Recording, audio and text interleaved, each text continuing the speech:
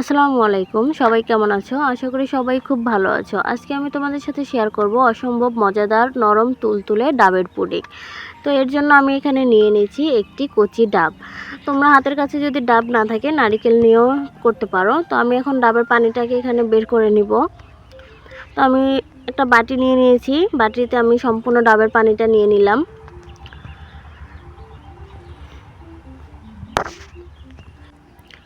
আমি এখানে সম্পূর্ণ ডাবের পানিটা ঢেলে নিয়েছি।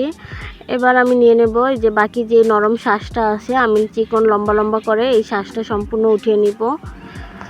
আমি উঠিয়ে একটা বাটিতে সাইডে রেখে দিব। যে আমি সম্পূর্ণ শাঁসগুলো উঠিয়ে নিয়েছি। এবার একটা সাইডে রেখে দিয়ে কড়াইয়েতে প্যানটা গরম করে নিয়েছি।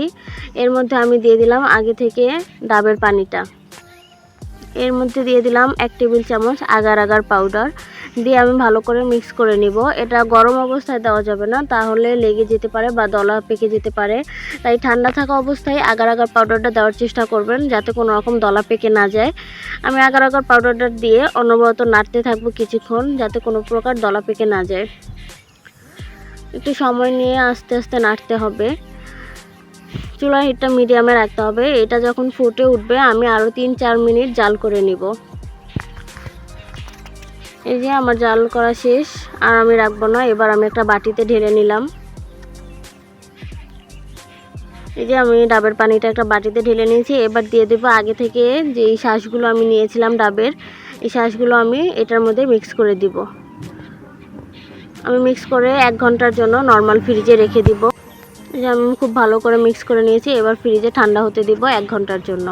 1 ঘন্টা পরে ফিরে আসলাম। তো তৈরি হয়ে গেল আমার অসম্ভব মজাদার ডাবের পুডিং।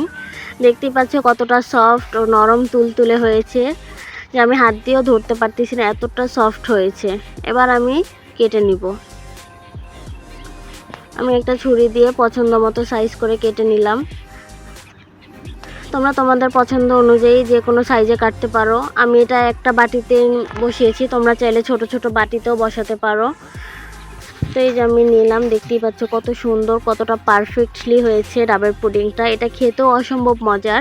সারাদিন রোজা রেখে যদি ইফতার টেবিলে এরকম একটি ডাবের পুডিং থাকে তাহলে তো কোনো কথাই নেই। এটা তৈরি করতেও বেশ সময় লাগে না, অল্প কিছু সময়ের মধ্যে এটা তৈরি করা যায়। ইফতারের ঠিক 1 ঘন্টা আগে আপনারা এটা রেডি করে রাখতে পারবেন। তো রেসিপিটি ভালো লাগলে অবশ্যই লাইক, কমেন্ট ও সাবস্ক্রাইব করে পাশে থাকবেন। ধন্যবাদ।